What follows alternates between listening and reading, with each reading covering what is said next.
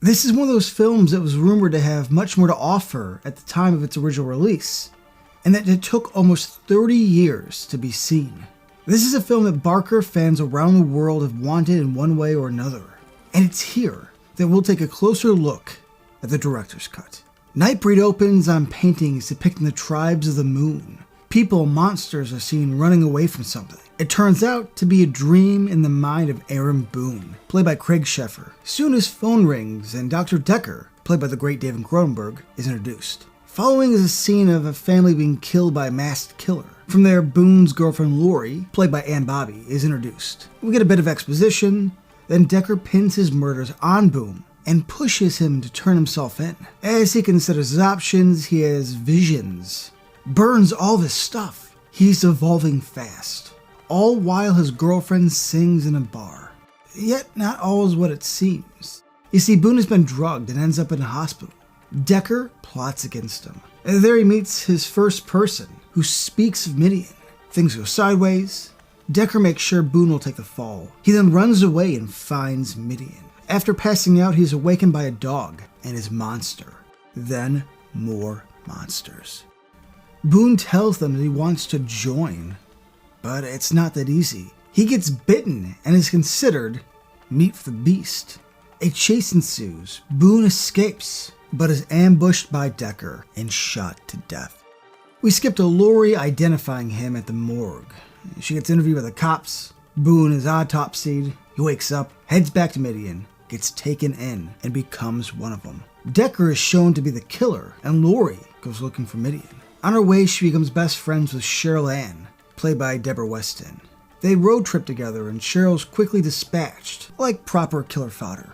While this goes down, Lori finds her way to Midian, where she meets a beast dying in the sun. She saves her and gets some exposition about the monsters. She explores, comes back, finds Cheryl dead. Decker reveals himself. He's a slippery prick. She runs back to Midian. He chases her. Boone wants to save her. As she meets more monsters, passes out. In the meantime, Boone has become one of them. I want to thank you guys for watching Show Me the Sequel, and ask that if you enjoy our shows, please subscribe to our channel right now. Like this video and click on the bell so you can be notified each time a new video goes up. And now, back to the show. Decker heads to a gas station, calls the local cops, kills the attendants, and proceeds to manipulate the cops. In Midian, Lori wakes up in a coffin and has visions. She goes to explore, and it's here the whole village is discovered. We get more of Midian and its residents. Boone goes back to the motel with Lori.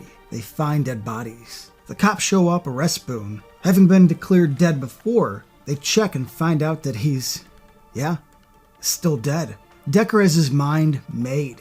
He wants the monsters killed, dead now, and Midian destroyed.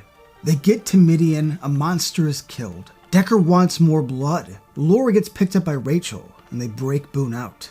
Decker convinces the cops to go to Midian, guns blazing. They bring a priest along as he has mentioned that Midian is biblical.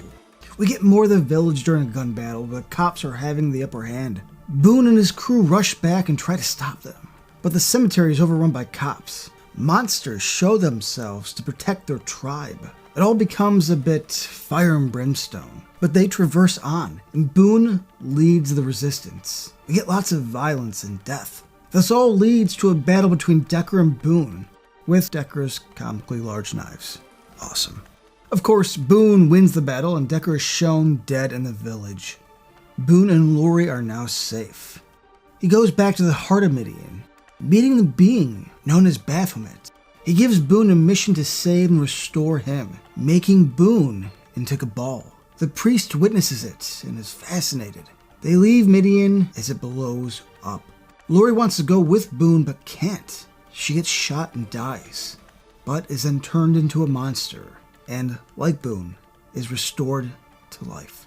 What's left of the tribe of the moon is shown to the child asking what is in store for them. The film closes on a painting of Boone, now Cabal, and Lori prophesized to be something more. Nightbreed has kept the attention of its fans for over 30 years.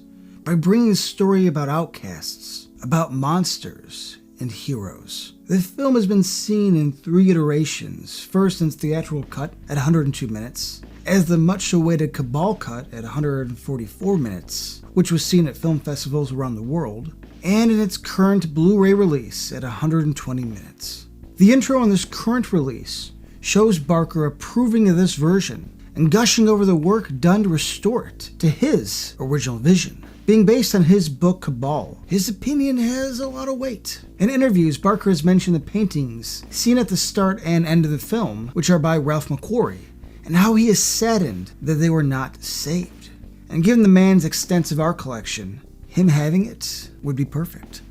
Being that this is a Clive Barker joint through and through, the presence of biblical references such as Midian, Moses, and the hiding of a maligned population in a faraway land all makes sense.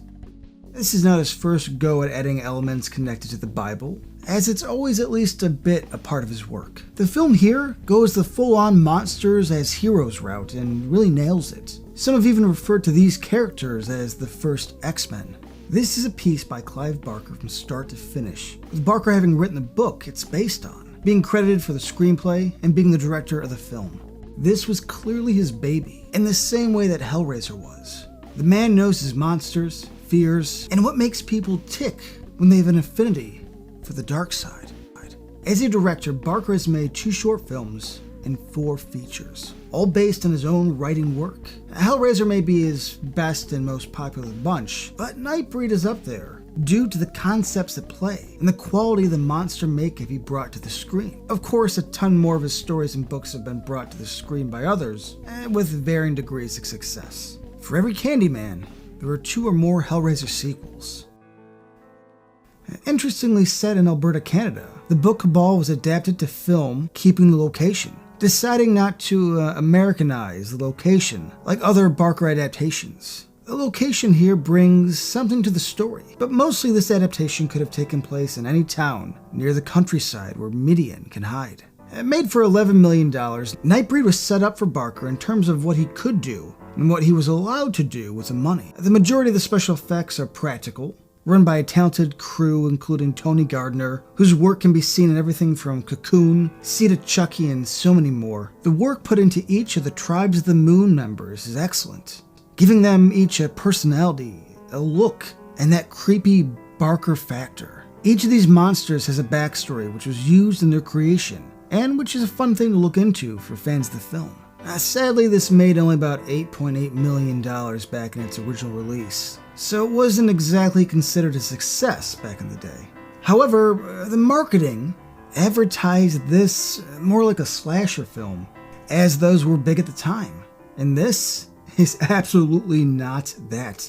Which means that folks who this was for may have avoided it, while the folks that attended may not have been happy with the film they got. Since then, the film has obviously found its tribe and become a cult classic for many, which in turn helped bring the Cabal cut and the director's cut into being, as the interest into the missing footage only grew with time. And in a case of good fortune, Barker, alongside us, got our wish. What camp do I fall in when it comes to Nightbreed? Well, like with much of Barker's work, on and off screen, I'm definitely a fan. The film, taken as its own entity, brings a universe to the screen that is complex and hints at more. The monsters are the heroes, which anyone being mostly on the outside of what is considered normal, it's appealing. The story here is good and develops well throughout the film, not showing all the monsters and instead introducing them slowly at first, and then eventually quite fast. It builds. There's something about the village they live in, underground, that reminds me of the labyrinth for the dark side kids. And the film may even introduce a few too many of them, but the effects are so good that it's never really a problem. The Bible connections are something that may not work for everyone, but having grown up knowing about these, it works here. The parallel between the old man monster and Moses makes for an interesting layer to the film. Of course, watching this world unfold and all these characters showing up with limited screen time leads this viewer to want so much more. Perhaps a sequel. So let's look into what that could be. The sequel here should pick up a few years later, as the ending of Nightbreed has the monsters talking about when Cabal would come back. So a few years later, we catch up with Cabal and Laurie, who is also a monster now. They live in a remote Canadian location near the ocean. Definitely colder than Calgary, perhaps northern British Columbia. Here they have a nice little cabin near the water and have a child of their own. It's not clear if this child is biologically theirs or not, but it clearly doesn't matter to them. They have a bit of a stable family life, something most would not have expected. As her life is introduced, we see that Lori, who was a singer in her previous life, spends a lot of time in the water and sings more than ever. When Boone, now Cabal, brought his love back to life, she got some monster gifts, who can sing to bring people to her. We switch over to the Tribes of the Moon and their remaining members. Some have gone their separate ways, thinking it would be safer, keeping themselves more secret. Power in numbers only goes so far, and sometimes hiding in plain sight is easier. Others are traveling together, like a tribe of performers, traversing and traveling across Canada by old cars with blacked out windows. They are the ones that we follow here.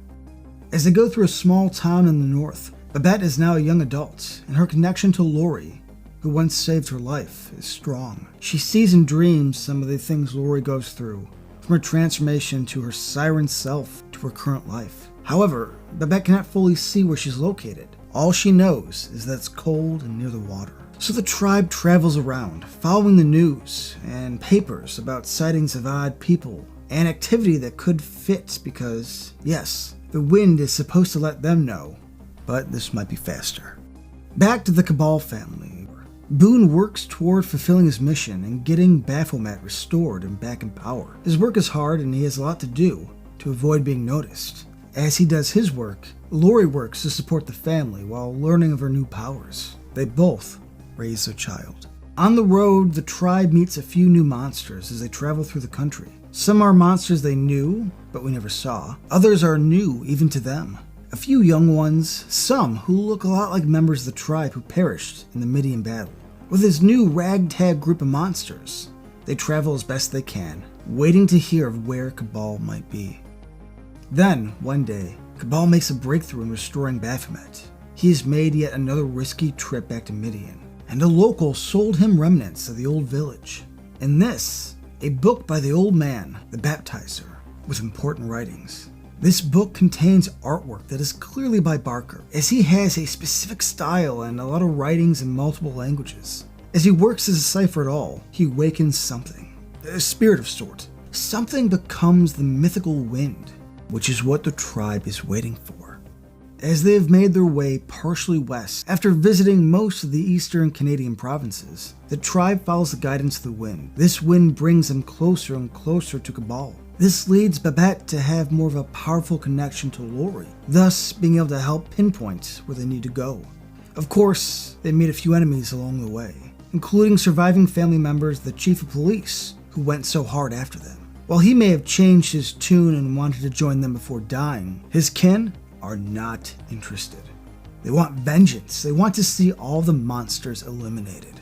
Of course, the tribe faces off, seemingly win and continue on their way, not knowing that something else is on their tail. Once they get to the cabin, they discover an almost fully restored Baphomet hidden in the forest. There, Cabal and Lori welcome them. As Babette meets their child, she notices something they may not have seen. This child can live in the dark or the sun, but also a monster, a human form of a snow asset.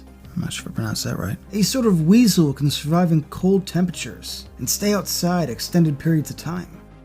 Not long after their arrival, a person on their trail shows themselves, and it's a disfigured Decker who somehow survived being stabbed, tossed into the village, and burned alive. We're going 80s style here, folks. He is horribly scarred and wants revenge. Of course, they are busy reconnecting, celebrating, so they don't notice that he's killed a few of the members who had stayed behind a bit. As he makes his way through the tribe, the corpses pile up, and Cabal notices. Him and Lori go looking for the killer, and off him permanently. To be sure, the tribe gathers and offers his body in a gift to Baphomet to finish the ritual of bringing him back. Alright, there you go. This could easily be a sequel for Nightbreed, potentially opening the possibilities to a full-fledged franchise. Hell, it could even lead into a TV series, a long-form storytelling. But one can wish.